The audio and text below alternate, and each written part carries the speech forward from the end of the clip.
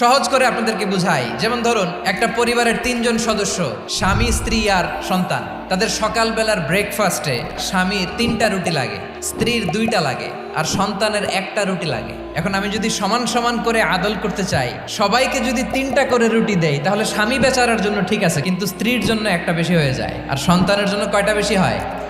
আচ্ছা, 2টা করে যদি সবাই দেয় সমান সমান নীতিতে, তাহলে স্ত্রীর জন্য, স্ত্রী বেচারির জন্য ঠিক আছে, কিন্তু স্বামীর কয়টা কম পড়ে?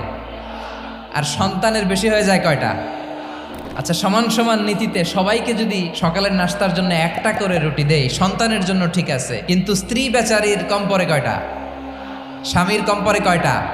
2টা। আর আমি যদি স্বামীকে দেই 3টা, স্ত্রীকে দেই 2টা আর সন্তানকে দেই 1টা, তাহলে কারো অপচয় হবে না? যেখানে যার যতটুকু দরকার তাকে সেখানে ঠিক ততটুকু দিয়ে দেওয়ার নামই হচ্ছে আদল। আমরা বুঝতে পারলাম আল আদ শব্দের মানে হচ্ছে ইনসাফ বা সুবিচার বা ন্যায় বিচার।